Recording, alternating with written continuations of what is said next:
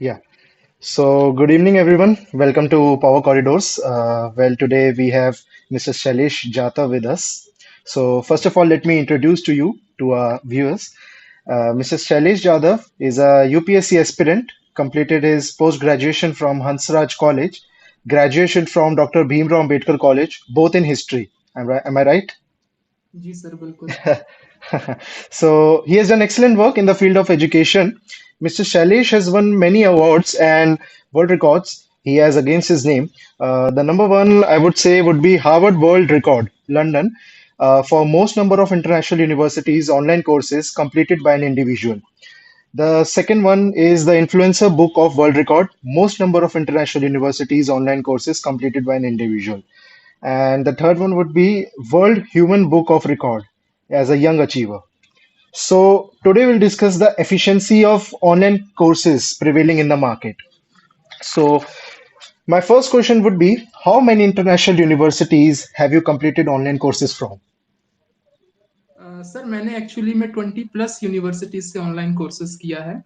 और Okay. ये दौर था कोविड-19, जब पेंडेमिक आया था, तो उस दौरान एक्चुअली में मेरा मास्टर्स भी चल रहा था। Hmm. ऑनलाइन प्रोग्राम में ही मास्टर्स करवा रहा था दिल्ली यूनिवर्सिटी। तो Okay. मैंने उसी दौरान सोचा कि क्यों ना मतलब एक्स्ट्रा करिकुलर एक्टिविटीज में अपने आप को थोड़ा सा इन्वॉल्व किया जाए।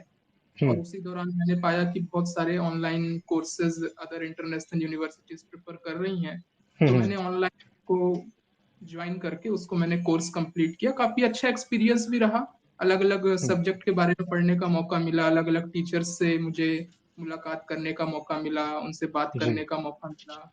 बहुत अच्छा एक्सपीरियंस उन्होंने शेयर किया, मैंने भी उनसे कुछ अपनी एक्सपीरियंस साझा किए। ओवरऑल काफ़ी अच्छा था experience. So can you share some insights into the diverse range of subjects you have studied from these universities? जी, जी। जैसा कि मैं आपको बताना चाहूँगा, जैसे मैंने कैम्ब्रिज यूनिवर्सिटी से कोर्स किया था द साइंटिफिक रिवॉल्यूशंस पर। Okay. मतलब पर्टिकुलर वहाँ पे टॉपिक पे कोर्स होता है, ऑनलाइन कोर्स। Hmm. बाकी अलग-अलग कोर्स होते हैं, जो जैसे डिग्री और मास्टर्स कोर्स तो होते ही हैं वो Hmm. 3-4 Hmm. साल के। लेकिन मैंने Hmm. पर्टिकुलर टॉपिक्स पे किया, जैसे साइंटिफिक रिवॉल्यूशन पे कैम्ब्रिज से किया। तो वहाँ Hmm. पे साइंटिफिक रिवॉल्यूशन के बारे में पर्टिकुलर 10 टू 20 डेज़ हमारी क्लासेस चली थी ऑनलाइन प्लेटफ़ॉर्म के Okay. थ्रू। उसमें Okay. टोटल हमको साइंटिफिक रिवॉल्यूशन के बारे में समझाया गया कि एंशिएंट टाइम में, मेडिएवल टाइम में, मॉडर्न टाइम पे कैसे-कैसे साइंटिफिक इवोल्यूशन हुआ, कैसे-कैसे खोज हुई, कैसे-कैसे हमारा भारत देश आगे बढ़ा। उसके बाद Hmm. जैसे मैं आपको बताना चाहूँगा, कैलिफोर्निया यूनिवर्सिटी से मैंने फेमिनिज़्म पर कोर्स किया, तो महिलाओं Okay. के अधिकार के बारे में अवगत कराया जी गया कि जी जी, कैसे। महिला सशक्तिकरण के बारे में आपने पढ़ा। बिल्कुल, बिल्कुल। जी फ्रेंच जी रिवॉल्यूशन के टाइम पर कैसे माँग जी उठी, कैसे लोग आगे बढ़े। फिर मैं जी। जैसे बताना चाहूँगा, लंदन यूनिवर्सिटी से मैंने मैग्ना कार्टा पर किया, जो कि हम्म 1215 में जो जाना जाता है, हमारे भारत देश का फंडामेंटल राइट्स को भी मैग्ना कार्टा कहा हम्म जाता है।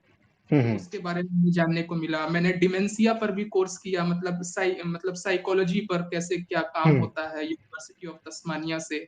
और जैसे यूनिवर्सिटी ऑफ पेंसिल्वेनिया से मैंने एंशिएंट फिलॉसफी के बारे में जाना, कैसे हमारा प्राचीन काल दर्शन शास्त्र को विकास की गति की ओर आगे बढ़ा रहा था। इतनी तो इतनी कम उम्र में आप इतने ज्ञानी आदमी हैं, हम तो ऐसे आदमी से कभी मिले नहीं है। हाँ बस आप लोग जी। की कृपा से सर बस सब कुछ हो जाता है। अब ऑनलाइन सब कुछ जी चल रहा था, तो मैंने कहा क्यों जी ना इसको जी जी। यूटिलाइज़ कर लिया जाए। तो मैंने ये अच्छा, सब कुछ। एक चीज मैंने जो देखी थी कि there was an online wave all around after the Covid.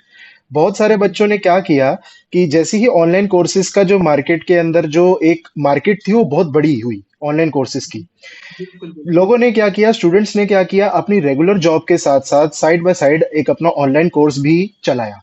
एक आपके एडवाइस उस पे लेना चाहूंगा कि क्या ऑनलाइन कोर्स करना इतना इफेक्टिव है, व्हाट द इंडस्ट्री डिमांड्स, या जो रेगुलर कॉलेज से बच्चे पास आउट होते हैं उनको ज्यादा प्रेफरेंस दी जाती है, what the industry demands? Sir देखिए, आज के दौर में जो न्यू एजुकेशन पॉलिसी आपने भी देखा, पूरा देश जी दुनिया देख रहा है, कस्तूरी रंगन सर की अध्यक्षता में गठित हुई 2020 में। तो जी। प्राचीन काल में पूर्व और पश्चिम में यही अंतर था।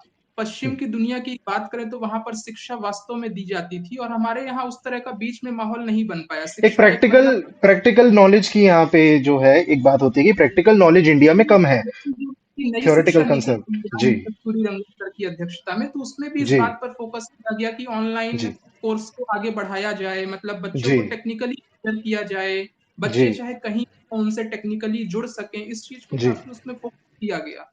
तो उसमें जी। आजकल हर यूनिवर्सिटी यूजीसी से जो एफिलेटेड है, यूजीसी भी उनको मतलब रेगुलर वो कर रेगुलर रही है, है। जी। ऑनलाइन कोर्सेज को बढ़ावा दें, वो उनको प्रोवाइड करती है रिकॉग्नाइज कुछ कर रहे हैं उन कोर्सेज को। जी। इन कोर्सों को आगे बढ़ा सकते हैं ऑनलाइन जी। प्लेटफॉर्म के माध्यम। तो बच्चों में जी। काफी एक ये मतलब क्या कहना चाहिए, उनका सीवी, उनका बायोडाटा काफी अच्छा डेवलप भी हो जाता है, हम्म। कहीं आगे जाते हैं इंटरव्यू के लिए तो काफी अच्छा इम्पैक्ट भी पड़ता है कि आपको डाइवर्सिटी है अलग अलग क्षेत्रों के बारे में, आपको जी। अलग अलग क्षेत्रों के बारे में नॉलेज है, तो एक तरह से आप उनको प्रेफरेंस दे दिया जाता है। ऐसा मतलब मेरा मानना है कि आज के दौर में काफी जरूरी है ऑनलाइन कोर्स। यदि बच्चा फ्री है और यदि कहीं जॉब में इन्वॉल्व भी है तो टाइम निकाल के हम्म। वो कर सकता है।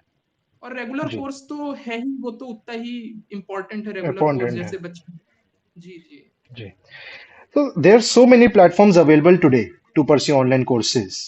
तो जी जी। student find it difficult to choose it from. मेरा क्वेश्चन ये है कि how did you manage your time and commitments? एक साथ इन कोर्सेज को करते हुए आपने टाइम और अपनी कमिटमेंट्स को कैसे मैनेज किया?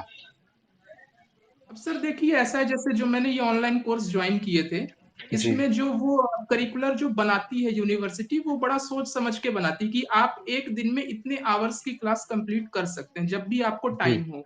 उसमें कोई जी। बाउंडेशन नहीं है कि आपको इसी टाइम पर बैठ के ये कोर्स करना है। जैसे जी। आप दिन भर में 24 आवर्स में, जैसे मान लीजिए आप जी। सुबह के टाइम कहीं इन्वॉल्व हैं, दिन में आप फुर्सत है, तो दिन में आप उस वीडियो को देखिए। उस वीडियो जी। को देखने के बाद उसमें प्रॉपर क्विज आएंगे, उस क्विज को आप सॉल्व कीजिए। उसमें जी। आप 80% मार्क्स आपको लाने होंगे। जी। तो जैसे 1 वीक का प्रोग्राम है, तो 1 वीक तक आप उस वीडियो को पूरी देखिए, उसमें आप क्विज को सॉल्व कीजिए, कुछ को प्रोजेक्ट देंगे, उस प्रोजेक्ट को आप सॉल्व कीजिए। आपके जी। 80+ मार्क्स आने पर वो आपको सर्टिफिकेट प्रोवाइड करेंगे, ओके। अन्यथा आप फेल माने जाएंगे। तो एक ये ओके। अच्छा प्लेटफॉर्म है कि वो आपको मतलब प्रॉपर टाइम दे देती है कि आप किसी भी टाइम फ्री हो तो आप ज्वाइन करके उसको कर सकते हैं, कोई बाउंडेशन नहीं है कि आप उसी टाइम हम्म। पर करें। जी। So, have you noticed any significant differences in teaching styles or the course structures of these different universities? क्या कुछ ये रेगुलर कॉलेज की पढ़ाई से इनका करिकुलम सेम रहता है या डिफरेंट रहता है? निसंदेह बिल्कुल सर डिफरेंट होगा, क्योंकि जी। रेगुलर कोर्स में क्या होता है कि ऑफलाइन बच्चे नहीं, टीचर के डिफरेंट सामने बैठे। डिफरेंट रहेगा। मैं आपसे पूछ रहा हूँ कि कुछ पॉइंट्स में अगर आप हमारे व्यूअर्स को, हमारे दर्शकों को बता सके कि किन चीजों पे मेजर जो फर्क रहता है वो किस चीज पे रहता जी है? जी। जी। अब देखिए सर, जैसे जो भी मैंने कोर्स किए वो एक्चुअली सारे इंटरनेशनल यूनिवर्सिटीज हैं। तो जी। वहाँ का चाहे ऑनलाइन माध्यम हो चाहे ऑफलाइन माध्यम हो पढ़ाई का, जी। ओवरऑल सब कुछ वहाँ पर अंतर मिलेगा भारतीय विश्वविद्यालयों की यदि तुलना की जाए। तो हम्म। यदि हम इंटरनेशनल यूनिवर्सिटीज की बात करें तो वहां पर ऐसा होता है कि वो जैसे आपको कोई भी टॉपिक पढ़ाते हैं तो उससे पहले वो आपको कहते हैं कि आप उस टॉपिक के बारे में पढ़ के आइए, चाहे कहीं पढ़ से भी के। आप पढ़ के आए, आपको जी। एक आइडिया होना चाहिए। जब आप उसको पढ़ के आएंगे तो वहां टीचर पढ़ाएंगे तो आपको ज्यादा अच्छे से समझ में आएगा। उसके बाद वो हम्म। आपको कुछ टॉपिक्स देंगे, उसमें आपको थीसिस लिखनी होगी। उस टॉपिक पे आप थीसिस लिखिए, प्रॉपर मेंशन कीजिए कि सर हमने ये हम्म। आपके माध्यम मतलब जो भी आपने पढ़ा है हमने ये सीखा है, हम ये जानते हैं इस बारे में। वो आपको सोचने पर मजबूर करेंगे कि आप इस टॉपिक के हम्म। बारे में सोचिए। वो जो आपको टॉपिक देंगे वो टॉपिक उनके पढ़ाए हुए से भी नहीं होंगे, वो उससे जुड़े हम्म। हुए टॉपिक आपको अलग से देंगे जिसमें आप सोच सकें। तो एक सोच तरह से सके। ये कहा जा सकता है कि इन इंटरनेशनल यूनिवर्सिटी से कोर्स करने से ये आपका माइंड डेवलप हो जाता माइंड है, थोड़ा डेवलप हो ज्यादा जाता है। सोचने समझने की प्रवृत्ति विकसित हो जाती है। वर्तमान में नई शिक्षा नीति की बात करें भारत में, तो जी। भारत में भी ऐसा मतलब कि डेवलप हो रहा है धीरे धीरे कि आपको सोचने पर मजबूर करें।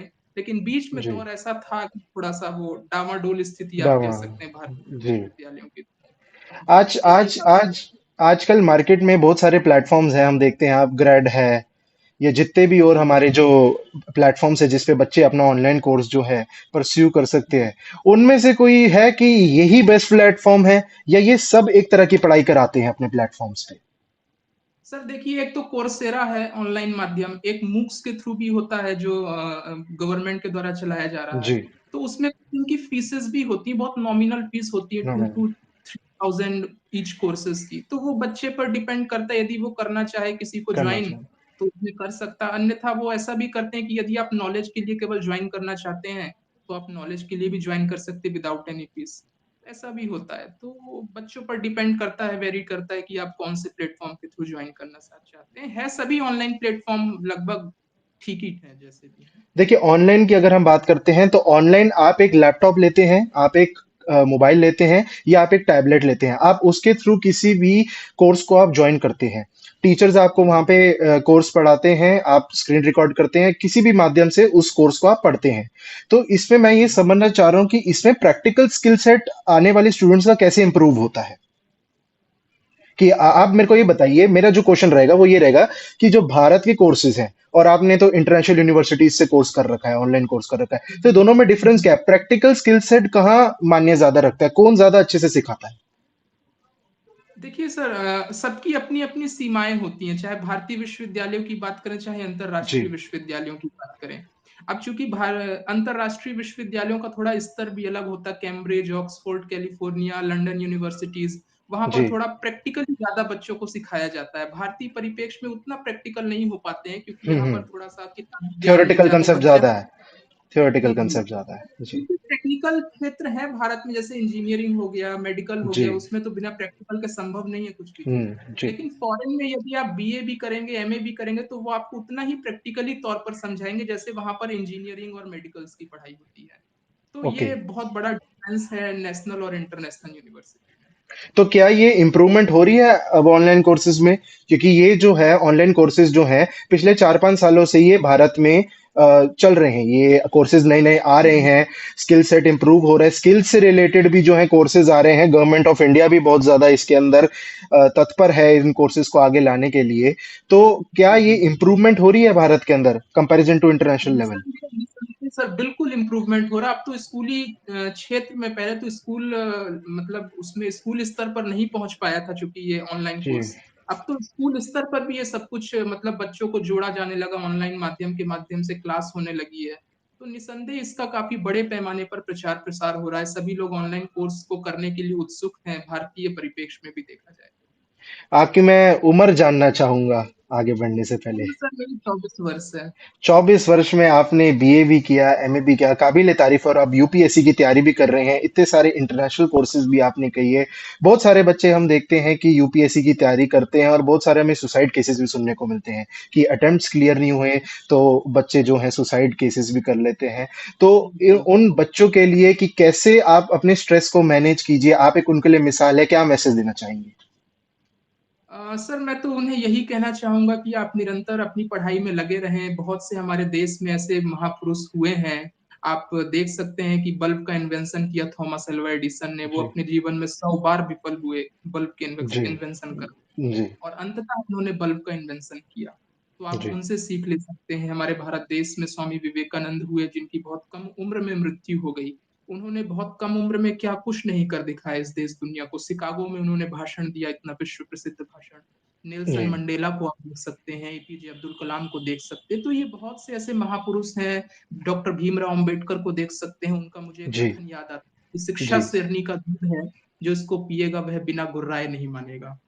तो ऐसे बहुत से जी। महापुरुष इस देश दुनिया में हुए, जिनके बारे में यदि बच्चा आज के दौर में पढ़े, थोड़ा सा पढ़े टाइम तो। निकाल।